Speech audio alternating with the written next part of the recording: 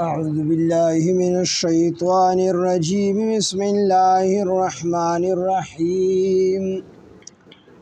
هذان خصمان اختصموا في ربهم فالذين كفروا قطعت لهم ثياب من نار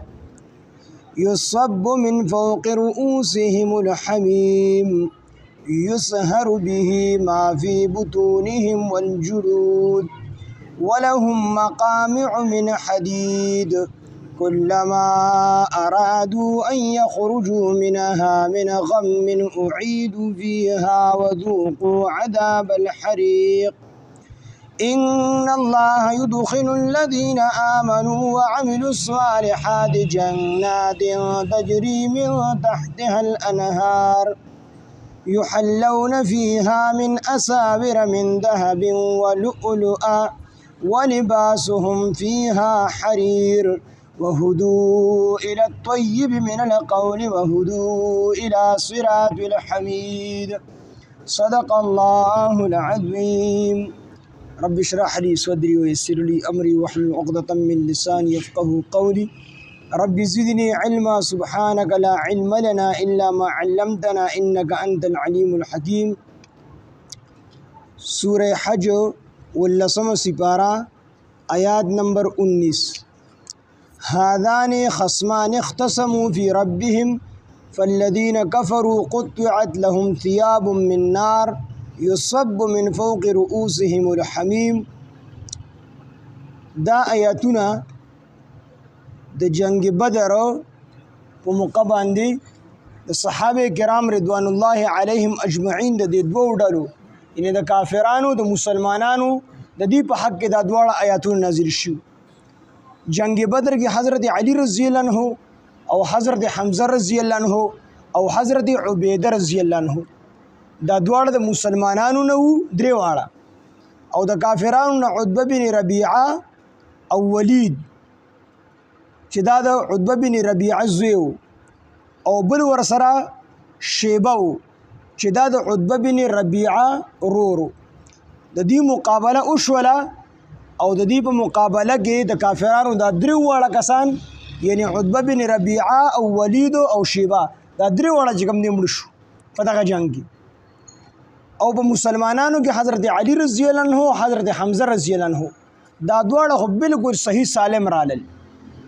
دی جنگ وکړو خو بالکل صحیح سالم رالل او حضرت عبیده رضی الله عنه چې دی زخمی شو دی راغو د رسول الله صلی الله علیه وسلم په قدمونو مبارکو کې پریوتو او د رسول الله صلی الله علیه وسلم په قدمونو کې ساور الله رب العزت دا آیاتونه نازل کړل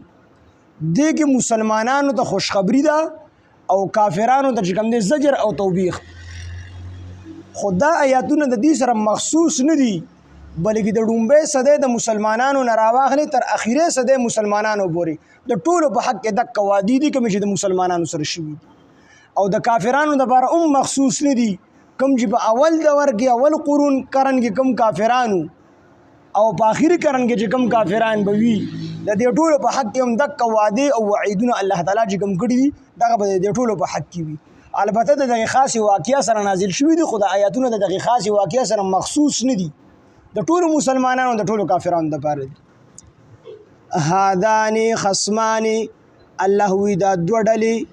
جګړه کوونکي اختصموا کوم چې جګړه وکړه فی ربهم د خپل رب په حق لباندې د خپل رب په حق لباندې جګړه وکړه یعنی مسلمانان او کافران په خپل مینس کې اختلاف شو دغه اختلاف د وجې نه جګړه جوړه شوله یا دا جګړه چې کوم د اعتقادن وا ځکه چې د کافرانو جدا اعتقاد دي د الله رب العزت په حق لباندې د مسلمانانو جدا عقیده ده اعتقادن جګړه او کله کله چې کوم دي د جګړه مباحثتن امشي یو بسره بحث مباحثه ومږي د الله رب العزت د ذات مبارک د اسلام مبارک د قران مبارک د پیغمبر مبارک کافرانو مسلمانانو یو بل سره مباحثه وکړه نو دا جګړه یا مباحثتن او اعتقادن دواړه وا هذان خصمان دا دواړه ډلې جګړه کوونکي اختصموا کوم چې جګړه وکړه فی ربهم د خپل رب په حق لباندې فالذین ها کسان کفروا چې کافرانو نو قطعت نو پرې کولی بشي لهم د دوی دپاره یعنې د کافرانو دپاره ثیاب من نارن کپړې د اور کپړې به دوی دپاره کټ کولی شي یصب اچولی بشي من فوق رؤوسهم د دوی د سرونو د پاسه الحمیم یشیدلې اوبو د کافران چې کوم دي د دې دپاره دا وعید دی چې د دې جامې به د اور وي څنګه چې کپړه د انسان نه ګیر چاپېره شوي وي ټول بدن یې د انسان راګیر کړي وي دقه شان به د جهنم اور دا د دې دپاره به کپړه وي څنګه چې کپړه ټول وجود راګیري دقه شان به د جهنم اور دا کافران راګیر کړي او د سر د پاسه به ولا هغه یشیدلې اوبو اچولی شي یصب اچولی بشي من فوق رؤوسهم د دوی د سرونو د پاسه الحمیم یشیدلې اوبو چې یشیدلې اوبو پې واچولی شي نتیجه به یې څه شي نتیجه به یې دا شي یسهرو ویلی بشي به په دې سر یعنې په دې یشیدلې اوبو سره ما هغه څو فی بطونهم چې د دې پخې ډوګې دي والجلود او د دې سرمنې نو دا اوبه چې پې ور واچولی شي نو څه به یې په دې سر کې دننه لاړې شي په دې سر کې به یې دننه لاړې شي د ډېرې ګرمایش د وجې نه سرمنو او هډوکي دا هر څه به ورله ویلي کي نو دننه خېټې ته به لاړې شي نو په خېټه کې چې څومره څیزونه دي کولمې وغیره آینه او دا زړه دا هر څه دننه دا ټول به ورله ویلي کي او لاندې چې کوم دی په بل طرف پتې د هر څه ووځي او چې کومې اوبه ټولې اوبه خو به چې کوم دی دننه نه ځي څه به د پاسه راوبهیږي نو کومې اوبه چې د پاسه راوبهیږي هغه به ورله د پاسه سرمنې چې کوم دی ویلي کي دا به دومره ګرمي نو یسهرو اچولی بشي ویلی بشي به په دې اوبو سره ما هغه څو فی بطونهم چې د دې پخې ډوګې دي د دې کافرانو پخې ډوګې دي والجلود او د دې سرمنې د کومې اوبه چې لاندې لاړې نو خېټه کې چې دي ټول به ویلي شي او کومې اوبه چې د پاسه راوبهېدلې نو د پاسه سرمن به ورله ټوله ویلي کې ختم به کړي ولهم او د دوی دپاره به مقامعو ګروزونه وي من حدید د وسپنې په ګروزونو باندې به دي وهلی شي د وسپنې په سټکونو باندې او حدیث کې راشي دا دومره مضبوط سټکونه دي چې د ټولې دنیا انسانان او بیریان راغون شي نو دا سټک نشي اوچتولی دا ګروز نشي اوچتولی دا ګروزونو باندې به دا سزا چې کوم دی کافرانو ته به جهنم کې ورکولی شي کلما هر کله ارادو چې دی اراده وکړي دا کافران ای یخرجو دا چې دوی اوزي منها د دې نه یعنې د جهنم نه من غم د دې مصیبت نه اوزي اعیدو واپس کولی بشي فیها په دې جهنم کې دی به کوشش کوي چې موږ د دې جهنم نه ووځو خو د دې جهنم نه دی بیا نشي وتلی الله دې موږ ټول مسلمانان بچ کړي جهنم ته د یو سیکنډ دپاره تلل دا ډېر زیات مشکل دي موږ د دنیا د اور د منبتي چې منبتي او دا چې بله وي دې ته موږ دا ګوته نشو نیولی نو د جهنم اور خو په څو کرته د دې دنیا د اور نه ګرم دی یو د جهنم د اور نه یو انسان د دنیا د اور ته راشي د دنیا په دې اور کې به دې اوده شي دا به د دومره کمزورې معلومي او دا کافران به چغې ووایي چغې الله به ورته هېڅ چې کوم دی توجه نه فرمایي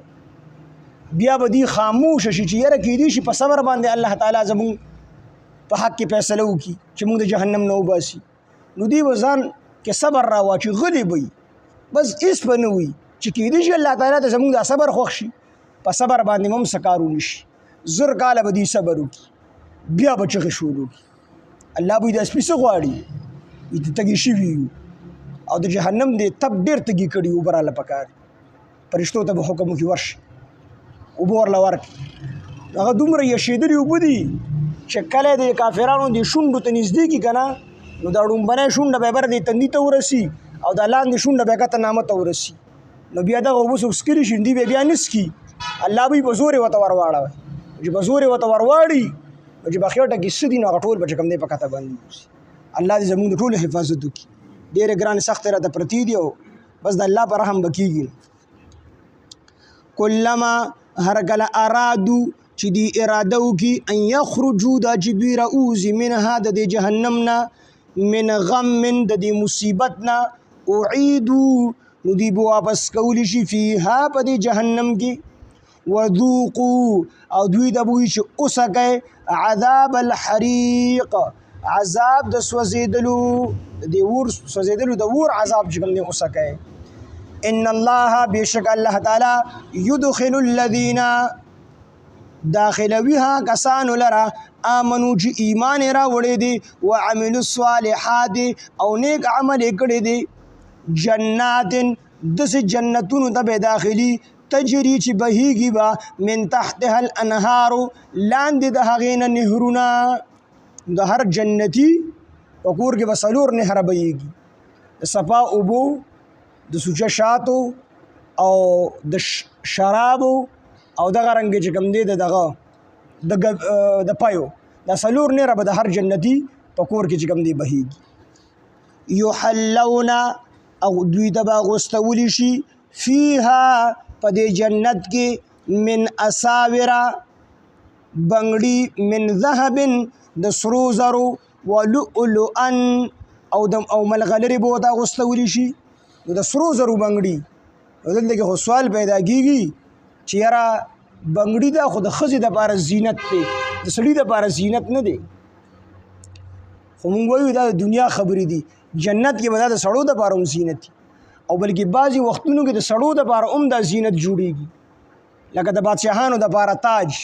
نو دا د بادشاهانو دپاره خاص نو څنګه چې د بادشاهانو دپاره د بادشاهۍ تاج به خاص په هغه زمانه کې نو دقه شانتې به ورله بنګړي هم خاص ځکه چې کله سراقه بن مالک دینا مسلمان شوی نو او نبی علیه السلام او ابوبکر صدیق رضی الله عنه دواړو هجرت کو نو دی ورپسې ولګېدو نبی علیه السلام او ابوبکر صدیق رضی الله عنه راټینګول نو چې د کله کوشش وکړو د دغه اس چې کوم دی په اوار میدان باندې تیندک وخوړ او راپرېوت بیا نبی علیه السلام په دعا سره هغه اس پاسېدو څو پیرې دا معامله وشوله اخره کې د توبه وایستله او نبی علیه السلام ورسره وعده وکړله چې کله دغه د شاه فارس د فارس د بادشاه چې کوم بنګړي دي نو هغه موږ له په مالي غنیمت کې راځي موږ له په هغه باندې غلبه حاصلېږي نو د فارس د بادشاه هغه بنګړي به موږ تعالی چې کوم دی درکو دا وعده سره نبی علیه السلام په دغه موقع باندې وکړله بیا د حضرت عمر رضی الله عنه په دور کې چې کوم دی فارس فتح شو او د فارس د بادشاه هغه بنګړي دغه سراقه بن مالک بیا مطالبه وکړه چې دا هما نبی علیه السلام مخکې راکړي دي ما سره وعده کړې ده چې دا بنګړي به تعالی درکوم نو بیا حضرت عمر رضی الله عنه هغه بنګړي سراقه بن مالک له ورکړه نو څنګه چې د بادشاهانو دپاره به تاج خاص او عامو خلکو دپاره زینت نه خو د بادشاه دپاره زینت نو دقه شان دا بنګړي به هم بادشاهانو په لاسو کې اچول نو د دې وجې نه الله تعالی وفرمیل چې دا د جنتیانو سره به خاص وي دې جنتیانو ته به الله تعالی بنګړي د سرو زرو او د سپینو زرو او بل ځای کې د ملغلرو راځي د ملغلرو یعنی د سرو زرو د سپینو زرو د ملغلرو بنګړي به الله تعالی دې ته ور اچي او دا به د جنتیانو دپاره زینت وي د دې وجې نه یحلون اچولی بشي فیها په دې جنت کې من اساوره بنګړي من ذهب د سرو زرو ولؤلؤا او د ملغلرو دا بنګړي به دې ته ور اچولی شي او دا به زینت دي په هغه وخت کې ولې ځکه د بعضې وخت کې د هرې زمانې سره خاص زینت دي د خلکو مخکې به خلکو دا غټې کالرې جوړولې دا زینت و اوس خلک دا پټۍ جوړي دا زینت دی نو دقه شان د جنتیانو دپاره او په جنت کې دا بنګړي زینت وي څوک به یې بد نه ګڼي بعضې د عرف سره هم بعضې څیزونه د عرف سره خاص وي یو رواج به معاشره کې نو هغه شی په معاشره کې ښه ښکاري او په بعضې معاشره کې په یو معاشره کې یو څیز چې کوم دی ښه ښکاري د خلکو رواجي چې بلې معاشرې ته لاړ شي بل ځای ته هلته کې خلک بد ګڼي نو هغه بد ګڼي نو بس هلته بیا هغه څیز چې کوم دی ټیک نه ښکاري نو په جنت رواج به دی چې خلک به بنګړي اچي نو دا بیا غیب نه ګڼلی کېږي ښه ولباسهم او کپړې د دوی به فیها په دې جنت کې حریر د ریحم وي نو په دنیا کې ریحم دا چې کوم دی حرام دي سړو دپاره ریحمو کپړې دي نشي اغوستلی خو جنت کې به حلالي وي دغه رنګ د سره زره دا د نارینهو دپاره حرام دي خو په جنت کې به حلال وي دغه رنګ سپین زره د نارینهو دپاره د یو خاص مقدار نه علاوه چې ګوتې د جوړولی شي د دې نه علاوه د دې دپاره دا چې کوم دی د نارینهو دپاره حرام دي خو په جنت کې به حلال وي. دغه رنګې د سرو د سپینو زرو په لوښو کې خوراک کول دا چې کوم دی په دنیا کې حرام دي خو په جنت کې به دا حلال وي. د دې وجې نه عبدالله بن عمر رضی الله عنه روایت دی چې د جنتیانو د دې به ریشمي کپړې وي یعنې د ریحمو کپړې به وي او دغه رنګې چې کوم دی د سرو زرو د سپینو زرو په لوښو کې به دوی خوراک کوي او دغه رنګې دوی به سرو سپین زر اغوندي ځکه حدیث مبارک کې راځي د ابو هريره رضی الله عنه روایت دی چې من لبس حریر فی الدنیا لم یلبسه فی الاخره چا چې په دنیا کې ریحم واغوستل نو دی به په آخرت کې د ریحمو نه محرومه وي دته به د ریحمو کپړې نشي ورکولی. ومن شرب الخمر فی الدنیا او چا چې په دنیا کې شراب اسکل نو لم یشربها فی الاخره نو دته به چې کوم دی په آخرت کې بیا شراب نشي میلاوي دی په جنت کې بیا دته دی به د شرابو نه محرومه وي. ومن شرب فی آنیة الذهب والفضة او چا چې اسکل د سرو زرو په لوښي کې خوراکونه وکړل او د سپینو زرو په لوښي کې نو لم یشرب فیها فی الاخره نو په آخرت کې بیا دی د سرو د سپینو زرو په لوښي کې خوراکونه نشي کولی. او بیا ثم قال رسول الله صلی الله علیه وسلم بیا نبی علیہ السلام فرمایل لباس اهل الجنه وشراب اهل الجنه وآنیة اهل الجنه. نبی علیہ السلام فرمایل چې د شراب اسکل دا د جنتیانو سره خاص دي د ریحمو اغوستل دا د جنتیانو سره خاص دي د سرو زرو د سپینو زرو په لوښي کې خوراک کول دا د جنتیانو سره خاص دي. دا ریحم به کېږي کوم ځای کې نو حضرت عبدالله بن عمر رضی الله عنه روایت دی فرمایي چې د جنتیانو دا ریشمي کپړې چې کومې وي لباس دا به د جنت ته ونو نه راوځي د جنت ته پاڼو نه به دا ریحم جوړېږي د هغې نه بیا کپړې جوړېږي. او حضرت جابر رضی الله عنه روایت دی فرمایي چې په جنت کې یو ونه ده چې هغه به تش ریحم چې کوم دی کوي خلک به د ریحم شوکوي او د هغې نه بیا کپړې د الله تعالی په اذن او د الله تعالی په حکم سره جوړېږي. جنت کې خو داسې نشته چې ته به خامخا ستنه تار به دې راغستې او کپړې به ګڼ هغه الله تعالی به ورله خپل صفت ورکړي چې شه نو بس کار به چې کوم دی شي. دوه بټنې دي سبحان الله او الحمدلله چې سبحان الله دی وي شی به حاضري الحمدلله دی وي شی به غیبي. تر دې پورې راځي نبی علیه السلام فرمایي چې یو مرغۍ به داسې روانه وي د جنتي به خوښه شي وي دی به چې دا ما خوړلې ډوډۍ کې به صرف خیال راشي هغه مرغۍ به راشي ریته به شي په لوښي کې به دې ته کېښودلی شي دی به د خوراک وکړي غوښه به دې وخوري هغه هډوکي به بیا د هغې نه مرغۍ والوځي مرغۍ به دې جوړه شي وي دا دوباره مرغۍ جوړېدل دا به د دې دپاره چې د جنتي په زړه کې دا خیال را نه شي چې یاره زما په جنت کې یو مرغۍ کمه شو چې کومه میوه یې را وشوکوله هغه یې وخوړله نو په هغه ځای بله میوه وشي او د هر چک خوند به جدا جدا وي. او دا ریحم چې کوم دا به دنیا ریحم نه وي دا صرف په نوم کې مشترک دي چې خلک به یې پېژني چې دا ریحم دنیا کې چې څومره څیزونه الله تعالی پیدا کړي دي څومره خوندونه الله تعالی پیدا کړي دي نو دا ټول نقلي دي اصل به الله تعالی هلته کې ورکړي خو دا سره د پېژندو دپاره محبت الله دلته پیدا کړی دی دا ډېر کم محبت دی هلته به د محبت اصل ثمره او اصل محبت دا په جنت کې میلاویږي. مثال په طور اسکو چا مڼه نه وي لیدلې مڼه یې نه وي لیدلې او هلته ورته الله تعالی مڼه مخې ته کېږي دا داسې دي یا انګور چا نه لیدلې او چاټی عمره انګور ورته مخې ته کوي نو دی به داسې دي نو دا الله تعالی نقل پیدا کړي چې دلته کې وپېژنئ اصل چیز به هلته کې میلاویږي. نو دا ټول نعمتونه به الله تعالی ورکړي او الله تعالی دې زموږ د ټولو نصیب کړي. ولباسهم او کپړې د دوی به فیها په دې جنت کې حریر د ریحم وي وهدو او هدایت شي دوی ته الی الطیب من القول هغه پاکې خبرې طرف ته الی الطیب پاک من القول خبره نو دلته کې د قول نه مراد کلمه طیبه ده چې دې مسلمانانو ته د دومره نعمتونه به د جنت کې ځکه ورکولی شي چې وهدو دي د هدایت شي الی الطیب من القول هغې پاکې کلمې طرف ته چې هغه لا اله الا الله محمد رسول الله ده دې طرف ته ورته هدایت شي دا کلمې ویلې وه وهدو او دې ته هدایت شي الی صراط الحمید هغه ستایل شوي لار طرف ته چې هغه اسلام دی اسلام طرف ته هدایت شي دې وجې نه دې ته الله تعالی د نعمتونه ورکړي دي. بس دی حاجي هذا خصمان دا دواړه جګړه کوونکي ډلې اختصموا کوم چې جګړه وکړه فی ربهم د خپل رب په حق باندې فالذین هاکسان کفروا چې هغوی کفر کړی دی قطعت پرې کولی بشي لهم د هغوی دپاره ثیاب کپړې من نار د اور یصب چولی بشي من فوق رؤوسهم د دې د سرونو د پاسه الحمیم یشیدلې اوبو یسهرو ویلی بشي به په دې اوبو سره ما هغه څه فی بطونهم چې د دې په خېټو کې دي والجلود او د دې سرمنې ولهم د دوی دپاره مقامع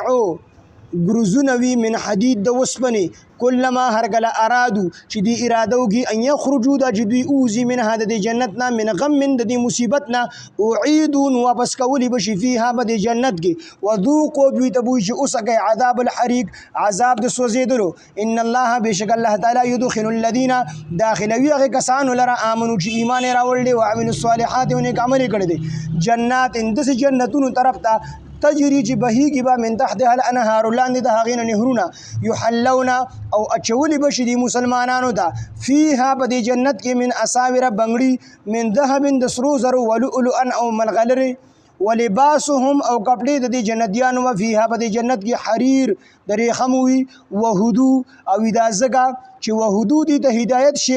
الی الطیب من القول هغې پاکې کلمې طرف ته چې لا اله الا الله ده وهدو او دوی ته هدایت شي الی صراط الحمید هغه ستایل شوي لار طرف ته چې اسلام دی مراد دی سبحان الله بحمده سبحانك اللهم بحمدك اشهد ان لا اله الا انت نستغفرك ونتوب اليك سبحان ربك رب العزه عما يصفون وسلام على المرسلين والحمد لله رب العالمين امين برحمتك